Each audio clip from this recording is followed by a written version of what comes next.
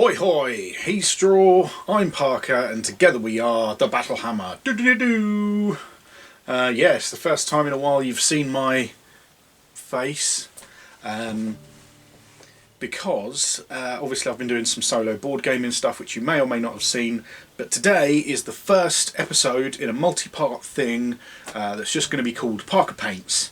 The reason you're seeing my face is also because you're seeing my, or at least part of my piles o' shame, shelf of shame, shameful stuff. I, like many of you out there in the world, when we had our first lockdown from COVID-19, said, hey, I'm going to paint an army, I'm going to paint 2 armies, I'm going to get all the stuff done. And like many of you, I started with good intentions and I painted a couple of things, and then, you know, I kind of lost the bug a bit, and then kind of, well, I don't know when we're going to play again, so there's no real point painting. Yeah. So like many other people, I haven't done anywhere near the amount of painting that I wanted to do. Haven't painted anywhere near the amount of toy soldiers I wanted to get done. Hence I still have a huge pile of shame. There's other stuff around, but I'm not going to show you it all. We've got a bunch of, well, we're Sector stuff, we've got a bunch of stuff for 7TV that I haven't even played yet. Great and clean one there you can see, because I've got a bunch of Nurgle stuff for Age of Sigmar / 40k, Mythos, Twisted, Judge Dredd, a whole Conflict 47 army I haven't even built. The list goes on. But that's why I'm starting this Parky Paints thing. I tried to do some filming with whole miniatures and like, this is how I paint this dude, or this is my technique for that. But I'm actually going to break it down into little bite-sized bits, which I think will be easier for me to film, give me more inspiration to do stuff moving forward. And hopefully this is going to work out alright. The first 2 episodes, the first episode is going to be this one here. I'm just doing this little intro blurb. First one's going to be how I prep minis. I today, through the magic of the post, got this box of Mythos Odani Travellers from Warcradle Games, Warcradle Studios even. They do the Mythos game, they're the models. I ordered this from Wildstorm Games, which there will be a link for in the description down below. These are the new faction box for Mythos. Just arrived. I am going to show you how I get them ready to paint. So I'm going to clean them, I'm going to wash them, I'm going to glue them together and pin them. Probably don't need to pin them, but I really like pinning. I don't know why, it's just a weird thing. And then I'm going to prime them, and then they'll be ready for me to paint. And then the next one will be maybe a textures, how I do it, get a couple of textures on cloth, that kind of thing. And then from then on, maybe it will be metallics, or maybe it will be OSL, or whatever I think that I'm learning at the time, rather than it being a whole army thing or a whole model thing. There's lots of people who do stuff like that, but I figured, and it also will help me, give me things to learn, and hopefully it will keep me painting during Lockdown 2, Revenge of the Lockdown, which is apparently imminent, or at least it's something to do while I'm kind of moving forward with the hobby.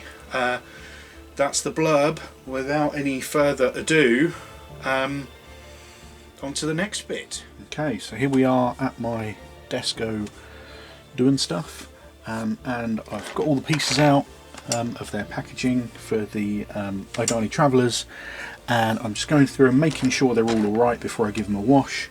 I've got a brand new sharp blade on my craft knife, my X-Acto knife if you want to be whatever about it, pair of clippers just in case I need them, and a little sanding stick thingy so I can, because I like to clean as much as I can if there's any flash or what do you call them, like mould lines or whatever. If I clean it now before I give them a proper wash in soapy water, then that's one step I don't have to do later on. So we'll just take a piece. Let's take this piece. So it's got a body for one person and a couple of bodies for the little goblin-y doodads. And I'm just going to give them a little look over if there's any like little bit there that shouldn't be, you know, a little mould line or a bit of flash or whatever. If I can't get it with a knife, then maybe I can go in with a sanding stick and just smooth that out a little bit. And then I've got an old toothbrush that I use to, I will use it to give them a proper wash with, but I also use it to get off any little bits of, you know, fluffy whatnot. I'm not going to be cutting them off of these like sprue bits, just to make them easier to wash individually. And you can see here there's just a little tiny little bit of flash on his foot there, so I can get rid of that now, and then it saves me messing it up later on.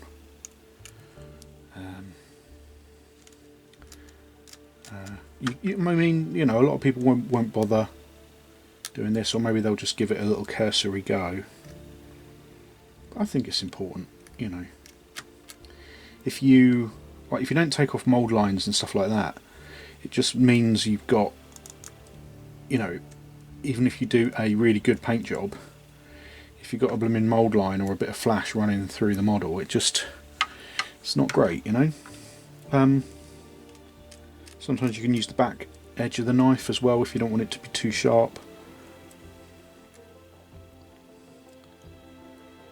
And I'll just go through every little bit, you know, making sure it's clean and ready for washing. So I'll do a little bit of this and then speed it up probably.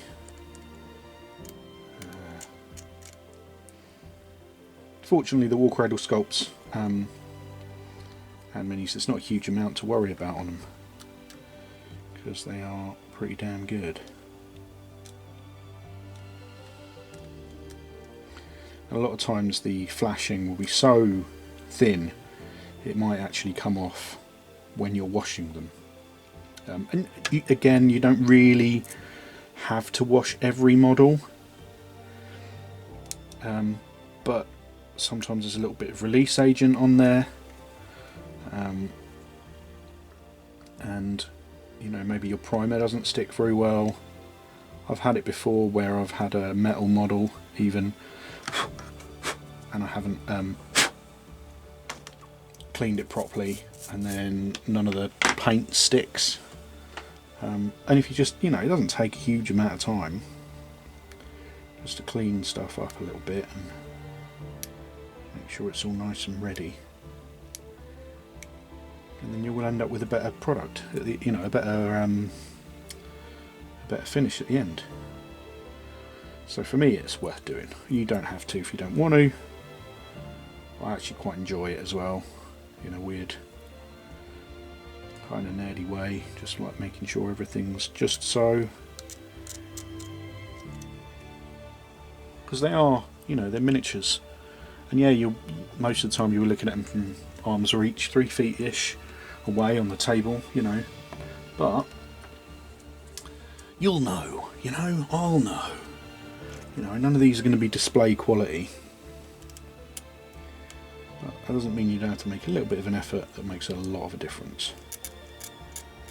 So I'm going to crack on with these for a little while and speed it up, so enjoy.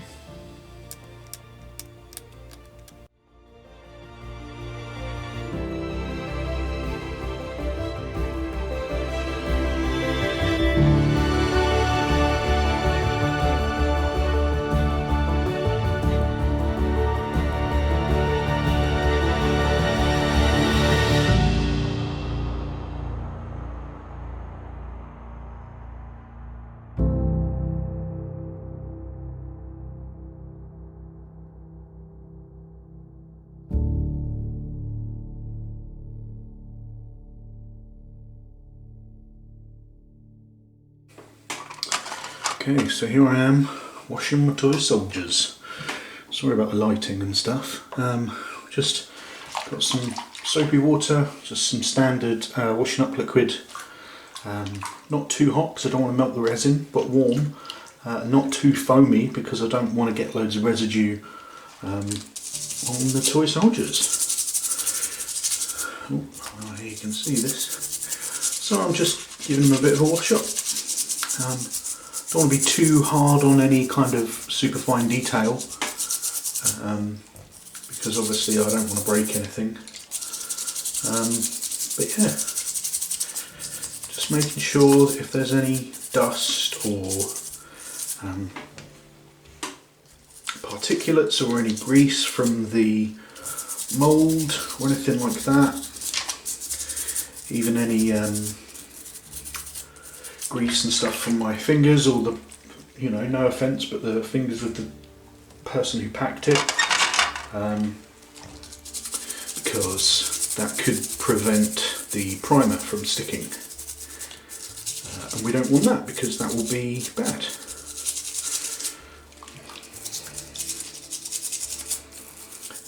So just a little bit of me. I'm just well, you can see this because I'm doing it from a silly angle, but I'm supporting the models with my fingers so that I'm not like jabbing too much. You don't really have to do this, but I like to do it. And then I've got a little plate next to me with some kitchen towel, and then just put them on there to dry. Usually I'll leave them overnight just to make sure they're properly dry before I attempt to spray primer on them or anything.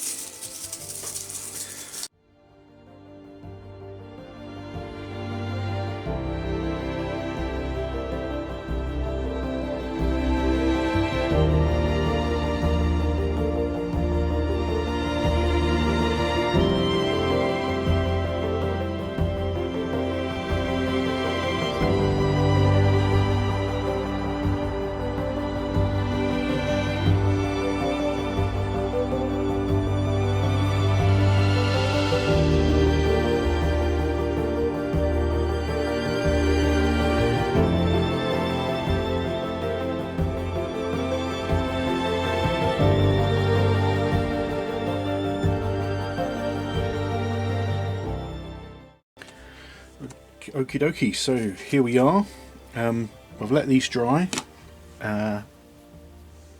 Obviously if you're wanting to be a more proficient, a more efficient hobbyer, then, you know, while that's drying you can be painting something else, so don't think letting it dry overnight or whatever is a big deal.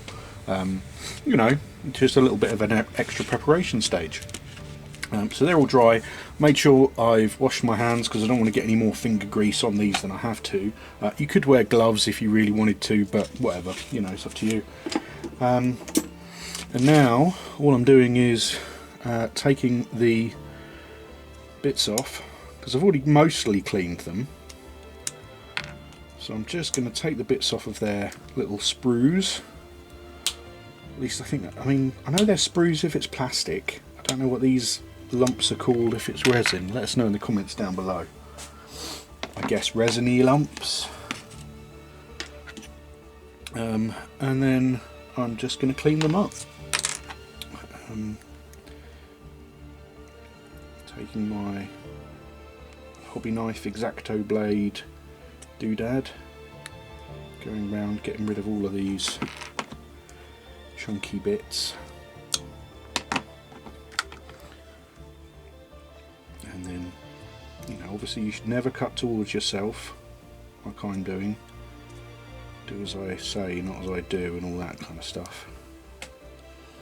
But you guys are all, you know what you're doing, right?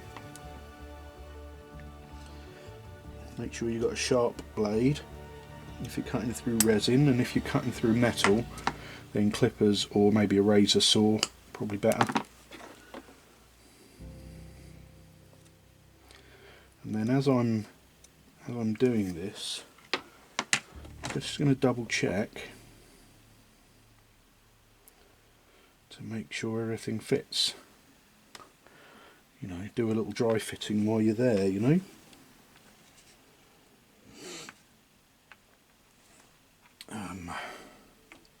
So yeah.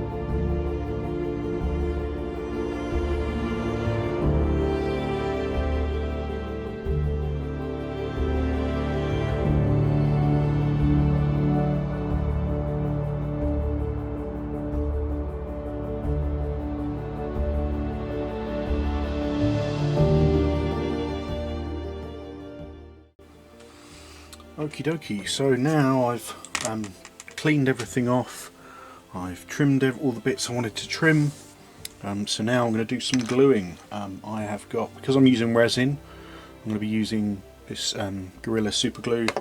Any kind of CA glue I think is fine. Cyanoacrylate? I'm going to say cyanoacrylate. That's what all of these super glues are, apparently. Any of those is fine for resin, or metal. If you're going to be doing plastic, I would probably use some extra thin cement from Tamiya, but any kind of plastic glue is fine as well if you're doing plastic models. Now I'm going to show you two kinds of gluing, as it were. Firstly, I'm just going to do some normal good old gluing. So I've got this guy who's the Max Calderas. He's the leader of the gang. He's in one piece apart from his arm. Now his arm has got a little tab and there's a little hole in his shoulder, so he just goes straight on like that, really nicely. So there's no need for me to pin him. I nearly always pin if I can be bothered, but actually because of the way this guy is designed, with the tab and the flat parts and everything, if I was going to try and pin it, I'd probably actually make more of a mess and then line things up incorrectly. So I am just going to glue him normally. To get a better grip though, taking my little hobby knife, on the flat surfaces I'm just going to scratch them up a bit.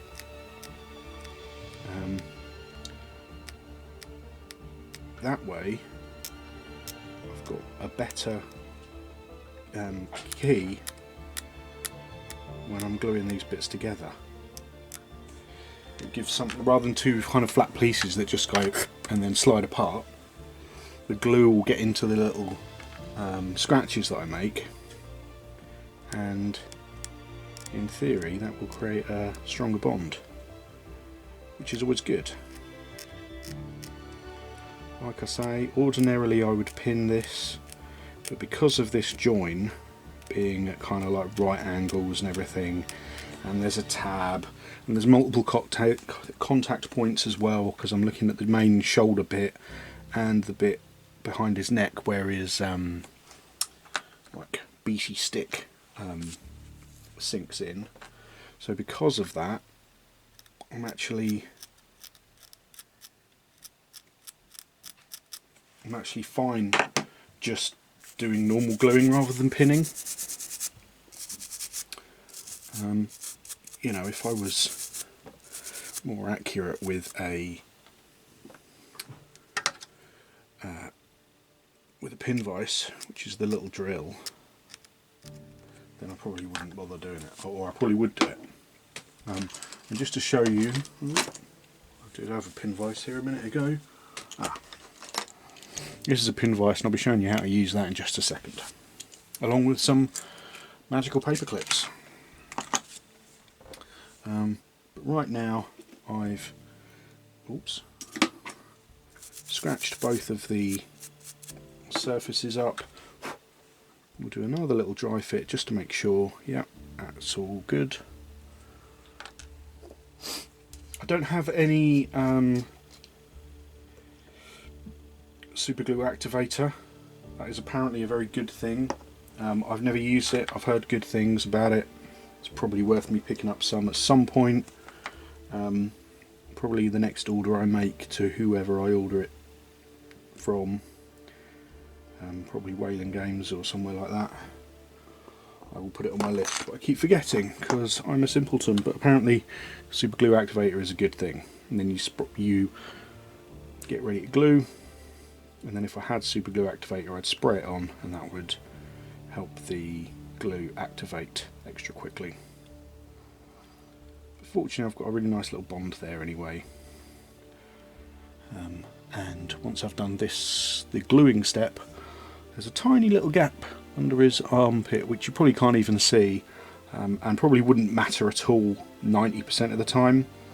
But I do find if I'm ever using washes, you end up with these tiny little gaps that actually become really pronounced because of washing or base coating or whatever. I'm just kind of pinching it, make sure I've got a really tight bond. And there it is. There's Max looking all cool. And now I'm going to glue him to his base. A lot of people will not glue their models to the base immediately. I just prefer it, it's just a personal thing. Also, if I get halfway through a project, less so in lockdown, but if I get halfway through a project and I haven't got him glued to a base, I can't play with him. Whereas if I've got him glued to a base, at least I can use him sometimes. And also, I don't like sometimes when people sit models on bases that have already been done, kind of look like they're almost hovering a little bit because of the texture on the base. Not always the case, but I find it can happen. And I don't want to just glue him to the base because there's not a great contact point. You know, it might not hold. So what I'm going to do is I'm going to pin him to his base. So I'm going to glue little pins. I don't know why they're called that, I guess because they're pin shaped. Little bits of metal into his halfway up his boot and then glue into the base. So taking my hobby knife from earlier on, just to make sure I start the hole nicely, I'm just going to do that in the bottom of his foot. How well you can see that I don't know. Just in the bottom of his foot there, and the bottom of his other foot as well. And this is just to make a pilot hole for the little drill. And that's the little drill. It's called a pin vise. It's a little hand operated drill with a tiny little drill bit. I think this one's a mil. It is a 1 mil drill bit. This is an old Citadel one, but you can get new Citadel ones or non-branded ones. And then I'm just going to drill a little hole in his foot. Just a couple of mil. Doesn't. I mean, obviously, the longer it is, the deeper. You know, the deeper the hole is, the more. I usually like to go. What's that? 2 or 3 mil, something like that. 3 mil in. Yeah, and each foot. Obviously, be careful. You don't. You know, I'm drilling into feet through reasonable thickness legs, so I'm not hugely concerned about causing any damage. But that's because I'm doing it into the heel. If I was doing it into the toe, let's say with this little guy here, he attaches by his toes to the base. It doesn't give him a huge amount of depth for the pin vise, so you've got to be really careful that you don't go straight through the foot, because it's very easy. But in this case, Max has got reasonable legs, so I can go, you know, a good 2 or 3 mil deep. And there we have a couple of holes in his feet. Now we take our paper clip. You can use, if you want to use proper brass rod or whatever, you can totally do that. I've just snipped off a straight bit. Yeah, you can use brass rod, but I find that paperclip works just fine for this. Just a little dab will do you, as they say. Onto the paperclip and then up into his foot. I like to kind of back and forth a little bit so that the hole properly fills with the glue. Sometimes if you just stick it in, it will squish all out the sides and you won't get it to go all the way up. And then I can clip it, and because of the angle of these particular snippers, I've got the pointy end rather than the flat end. That way, when I'm kind of jabbing it into the base, it will be easier to make a mark. So go on the other foot, just get a little bit of glue into the other foot. Again, a little bit of inny outy just to make sure the glue goes everywhere I want it to. And then we'll snip that. Now he's got 2 little holes in his feet with little pimp spikes. Now I can get him roughly where I want him to be on his base, and just I want him to be there, and then I can use those pointed bits of the pins to make little marks. So I don't know whether you can see that on camera, but I've now got a couple of little marks where I can drill holes. Be careful, because obviously I'm drilling all the way through this base. I don't want to accidentally drill into my own hand, so maybe you want to do it on the cutting board or whatever, but I've done this plenty of times. And you'll know how much pressure to use. You just kind of get a feel for it.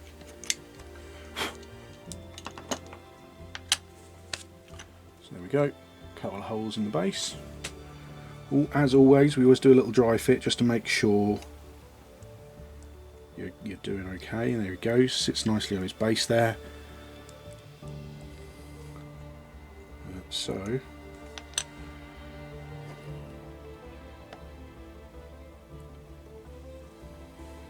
now I've got him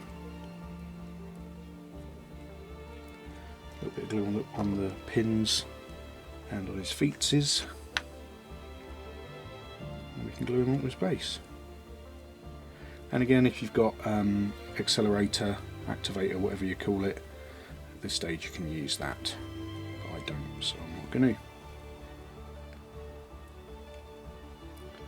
You don't have to, and a lot of people don't like pinning him. They think that I've seen arguments made that if you were to drop him and he was to break off his base, then that's actually a better break than his legs breaking, which is fair, but you know, I've been to tournaments and seen people drop stuff and they all break and it sucks, and I very rarely, if ever, have anything break, and chances are if it is going to break, it'll end up being the bit that you don't want to break anyway, that won't be an easy fit. Sometimes you can, at the bottom here, these bases are fine, they've got a little bit of thing, but you might not want a pointy bit coming through there. That's obviously up to you if you want to either cover that in green stuff or just snip it off so it's flat. But wait until the glue dries, whatever you do. And there we have Max Calderas ready to lay the beat down with his beat stick, because he's a cool dude. So I'm just going to crack on with another couple of peeps, and then I will fast this up so you can see me do a bit more.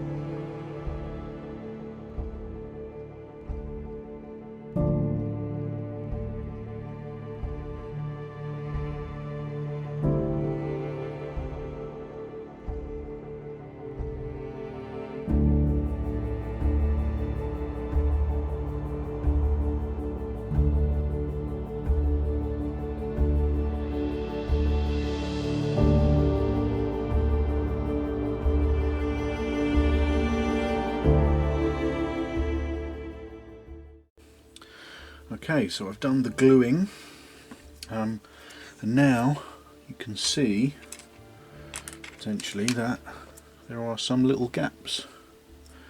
I mean, like, there's an obvious one because that's the model that I've glued an arm onto. On this guy, we've got a little bit of a gap there under his arm. And we've got a little gap there where I pushed the up this other arm, and then I kind of put a little crack in there when I pushed it too hard. So obviously gap filling isn't something you always have to do. Sometimes if you're pinning, you might be more likely to need to do some gap filling because the pin's ever so slightly, you know, just by 1/10 of a millimetre out. So maybe it's not the perfect angle it could be. lots and lots of different ways to fill gaps. A lot of people use green stuff, which is great, but I find it a bit of a pain in the bum to work with. It's hard to kind of, for me anyway, for tiny little gaps, it's not worth, you know, squeezing out a bit of green stuff and then trying to squeeze it in the thing and then get it smooth. That's a bit of a pain. A lot of people use milliput as well. There are various different grades of milliput. You get from, like, you know, super fine to medium and all this kind of stuff. That's not something I've used a huge amount, just because I haven't used it a huge amount. No real major reason for that. Some people go with super glue and baking powder, which is the thing that you can do. Creates like almost a resin effect, which is really good. Again, not something I've used. I think it's more for larger flat surfaces, probably, where you can file the super glue down a bit easier. Probably metal models, really, really good. Less so for resin, because then the you know, if I was to file the super glue mix down, I might damage it. What I like to use is this plastic putty from Vallejo. Can't remember who put me onto this, whether it was an internet thing, probably saw it on the internet. There's a couple of reasons I like it. One is because it's super soft to use. Comes in a little bottle like this. You can actually get it in little metal tubes, almost like toothpaste tubes, mini ones, which I'm probably going to get next time because it's a bit of a pain to fiddle about with. I've just got an old bit of blister that I use as a palette sometimes, and you squeeze it out and it's kind of got this thick paint texture, almost like really thick craft paint, but it's water soluble at this stage. So I'm just getting an old brush. It's an old army painter one, doesn't really matter what kind of brush it is, just an old brush that I've you know, seen better days, and then I can dip it in to the plastic putty and then just squidge it in and around the area I want it to be. And you're thinking to yourself, wow, he's ballsed that up, he's made a right mess, a right pig's ear out of it, if you will. And yes, I have, but that's okay, as you will see in a second, because as I say, it's water soluble, so I can rinse my brush off. I'm actually going to get a slightly larger brush, which I kind of like to use for smoothing it out. Again, an old crappy synthetic brush that I just moisten briefly, and then I can just go around the edges and clean up what I don't want there before it dries. Be a little bit careful. You don't want to just because it is quite easy to just transfer everything you've just put on off, and you don't want to do that. And you don't want too much moisture on your brush at this stage. And you can just blend it out and feather it across the model. Get rid of all the excess. Takes, I don't know, something like half an hour to dry, I guess. I had a little bit of a hole where I'd drilled the pin too far, so I put a bit in that hole and feather it out. And then if you feel like it's not quite full enough, or the you know, it's not smooth enough, you can sand it fine afterwards, ideally with a little sanding stick or something. Don't use a file, that'd be far too abrasive on it and probably mess it up a little bit. And if you find it's not full quite enough, then you can just go in again and you know, refill it with a bit more. Now, not everyone's as big a fan of filling gaps as me. Obviously it depends on the model. This guy is basically a nude little goblin thing from the Travellers, the Odani Travellers. So, you know, if there was a big weird gap on his arm, it'd look odd. Whereas if it was just a gap between a boot and a trouser, you might not notice it as much, so it wouldn't be as big a deal, so you probably wouldn't need to fill it. really it's up to you, personal preference. I like to do as much work as I can this end, because it will bug me if I don't do it now. Like if I don't clean the model full of mould lines, if I don't fill all the little gaps, then I'll know in the final paint job that I haven't done it. Then it's kind of like, oh man, I worked really hard on this paint job. I put, you know, X amount of hours into it, and I really tried on this new technique. And then you'll always know that, oh, there's a big mould line down the side, or a big gap you haven't filled, and it looks weird. And sometimes, especially if you're using washes, it can really get into those cracks and little mould lines and stuff like that, and that can be a right pain in the bum when you've got something that looks relatively smooth and then you put a wash over it and then that wash goes into that crack. I've noticed it on my plague bearers. I didn't want to do the whole thing about filling every gap on my plate bearers, but you can see, you know, for example, behind the head here, I mean, I'm going to be doing 90 of these eventually, probably 120 eventually, so I'm not going to fill gaps on everything of these, but really I should have filled all these little gaps up behind the head here. You can see where it's just a bit unpleasant and looks a bit weird, but I didn't want to do it on 120 plague bearers. But on, you know, 7 dudes for a small warband, which this effectively is, then happy to do it. And that's as simple as that. I filled the gap. You'll notice it a bit more when priming. You can always prime it, go and fill the gaps, re-prime it, you know, if it doesn't look right. That's always a possibility. So we'll just show you again. Here you can see behind this guy's arm here, there's a pretty, you know, medium-sized gap. I've actually managed to drill through his neck there. How well you can see that, I don't know. You can see that? When I was pinning his head on, I ended up drilling a hole through his neck, so that needs filling. You don't really want to pour out any more than this. You don't want to have a big splooge of it because it does start to dry pretty quick. And I can just boop that on there. So you don't want to have a whole lot of it on your palette kind of ready to go, and then it starts to dry on the palette. You want it to dry on the model, just like paint and stuff. You don't wet your brush too much. You just want it kind of damp so it doesn't stick and doesn't smoosh about in the way that you don't want it to. Because this stuff is at this stage water soluble, so you will make a bit of a mess if your brush is too wet.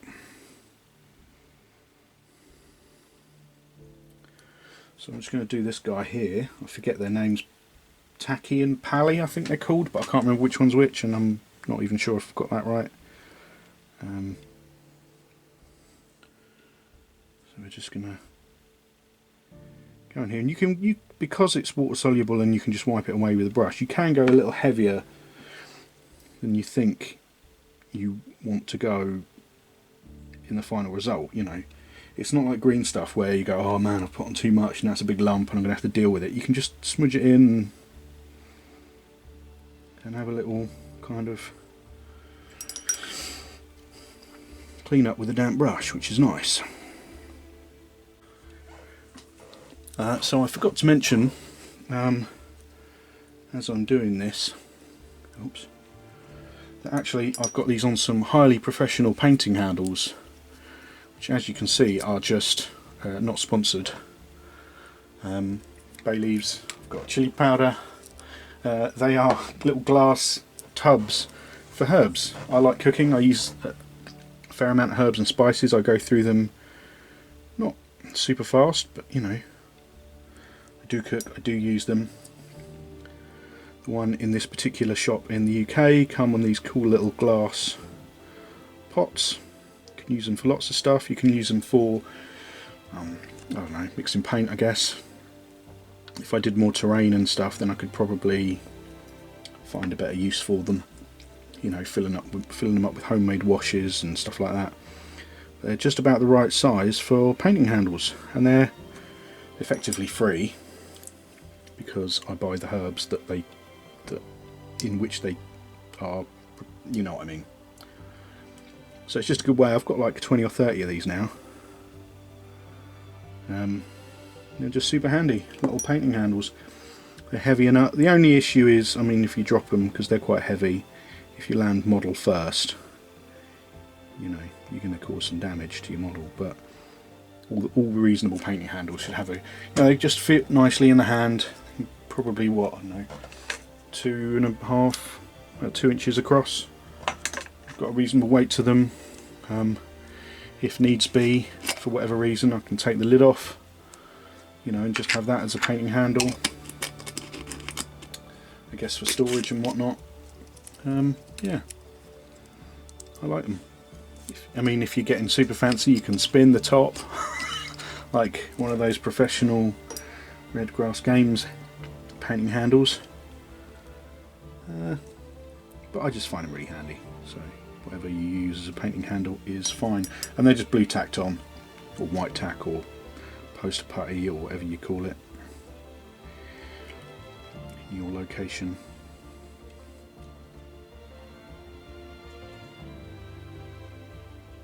Oh, something fell, not a big deal. So I'm just going to crack on with this for a bit, and then you're going to probably get a speeded up version of me doing this for a few minutes. Some music in the background, plinky plonky music.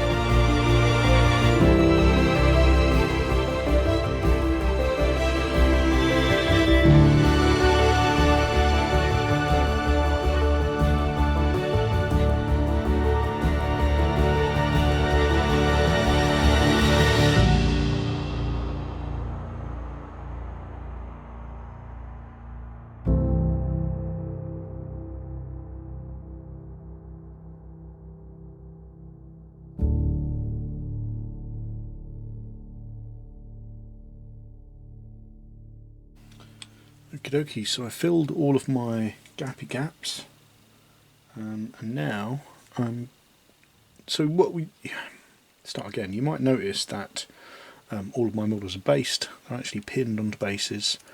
Oops, which is one reason why that didn't fall off. A lot of people don't pin them to bases, don't even glue them onto bases when they're painting. They just have them kind of pinned but then stuck on things, or temporary whatnots. I just have a preference for basing them first. I've got some PVA glue here, which happens to be this Gorilla Wood glue that I use. No particular reason. I've had good results from it. Apparently it's stronger than normal PVA. It's got something in it. I don't know if that's true, but whatever. It's what I've got at the moment. And I've got some of this fine basing stuff from Element Games, Element Essentials. Now, straw I know uses some sand he got hold of, and most people do. I like the consistency of this. I like that it's very fine, but you've got some slightly larger bits in there. It's all, as far as I can tell, it's pretty much identical to the stuff that GW does, but for significantly less price. Just like having the consistency the same. I don't always use this stuff to base. I do also use, I think it's Vallejo, do a, what do you call, like a basing paste. But in this case, this is what I'm going to be using. Got an old brush, just gonna, stick that in there. On the base, because I'm using these wall cradle bases, they've got a rim around the edge, which is nice. I kind of think thicker glue is better than wetter glue, because sometimes on certain plastics wetter glue can bead up and you won't get a decent stickiness. Excuse me, I've got a bit of a sniffle at the minute.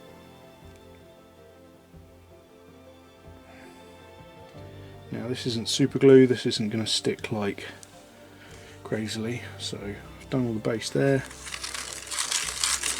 Add that in there, tap off the excess and put it to one side to dry.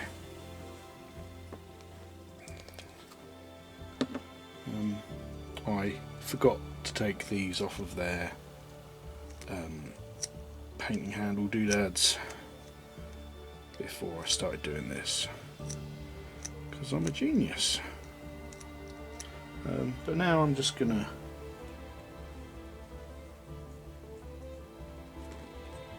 do some good old basing. So enjoy. If I think of anything particularly clever, I'll let you know.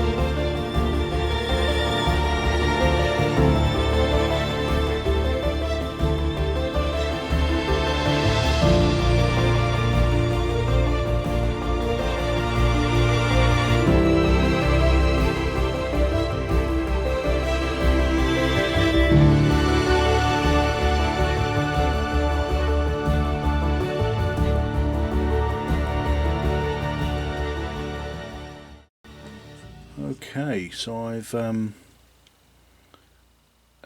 glued the bases. The bases are dry now, but as you can see, I've got a small amount of overspill on the boots here, for example, and that's happened on certain parts of the bases.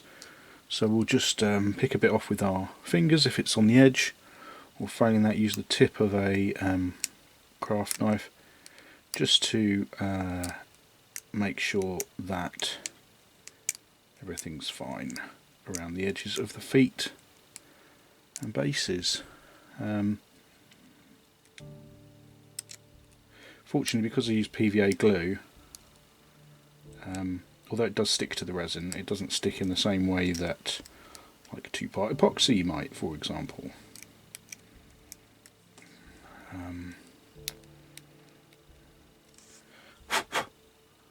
So there we go, just tidying them up a little bit there. Then I'll go around all of them and do that. What I'm going to show you is, this is a completely arbitrary step that I do that probably no one else does. I've got some Battlehammer Mecha Varnish matte. This just happens to be the varnish that I'm using at the moment. And then we'll have a bit of thinner, because we don't want it too thick, because I want it to go into the recesses. I'll show you why in a second. And a bit of water. And I'm just going to dab this varnish into on the base. So I've glued the grit, the basing grit from Element Games, glued it down. But I mean, I can just pick it away with my finger. What I really don't want to do is have a finished painted model where half the base is coming up, because that would suck. So if I go over with a little bit of varnish, and that just keeps that all together, and then once it dries, I mean, you know, I could peel it off the base, but ultimately I'm not going to end up getting one or two random bits of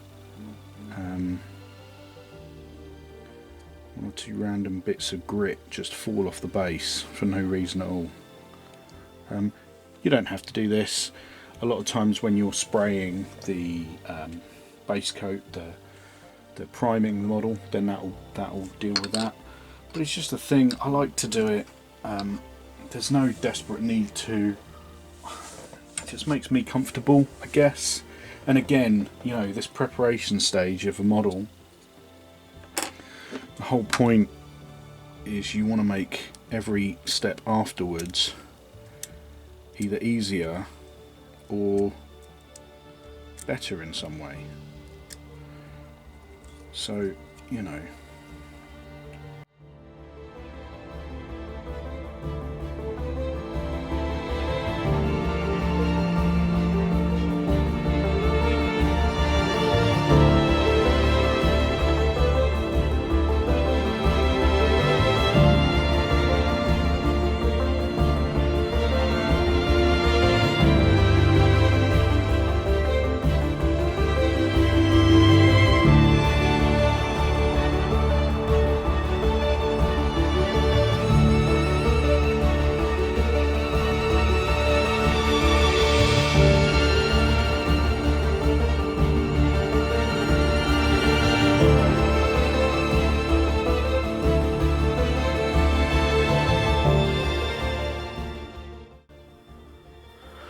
Okay, so this next bit is just me putting on a Zenithal primer.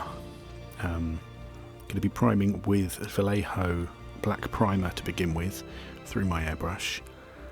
If you haven't got an airbrush, that's fine. You can use a rattle can or a hairy brush. Doesn't matter how you get the primer on there. Just make sure you use primer and not a standard paint like Abaddon Black or Flat Black from Vallejo. Use a proper primer.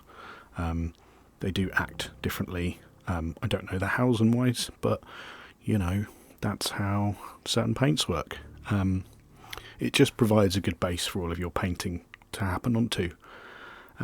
This is a Zenithal prime, so I will be doing a black primer first, and then as you'll see over the next couple of minutes, I'll do a grey from about 45 degrees, catching some of those details so that the grey will go in the highlights and the black will be left in the shadows.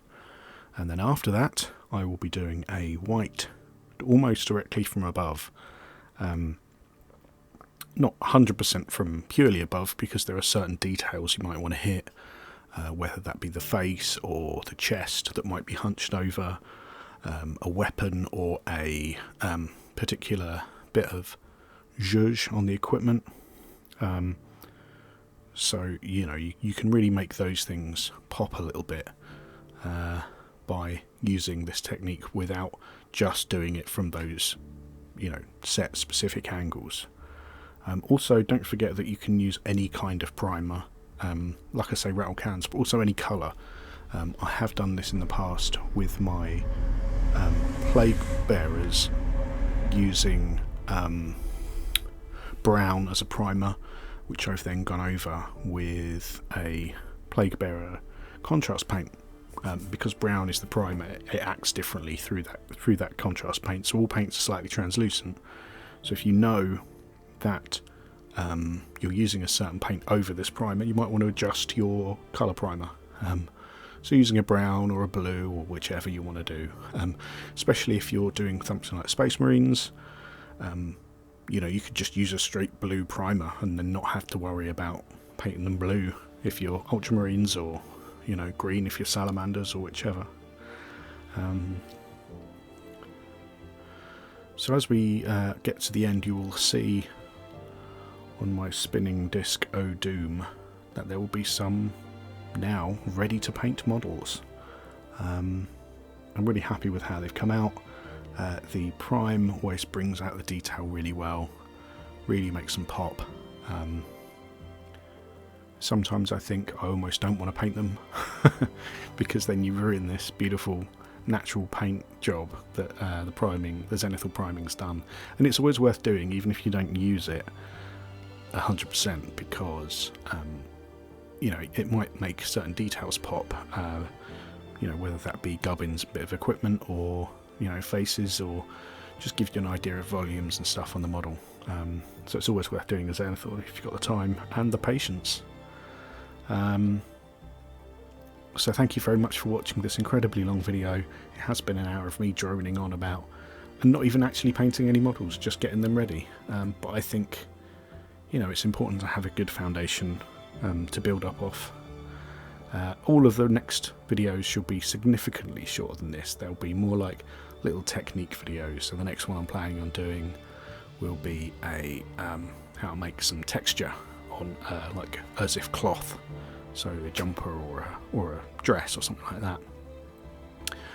that. So thanks for watching. If you have, if you want to help the channel, we do have a Patreon account, which you can find in the comments down below. That really helps. If it's as little as $1 a month, that, you know, super helps. It's really nice to know that there are people out there who care enough about us to do this, but obviously we appreciate that things aren't as easy as they could be, so this, you know, isn't perfect. If you do want to buy stuff, we've got Wildstorm Games as an affiliate link, as well as Whaling Games and Amazon also as affiliate link, so you can go through them to buy stuff and we just get a little kickback. But the number one thing you can do, if you do nothing else today, make sure you do this. Don't forget to like and subscribe if you liked it and want to subscribe. If you don't like it and don't want to subscribe, you don't have to like and subscribe, but we would like it if you liked and subscribed. And until next time, stay hammered. Do do do do do do do do do do do do.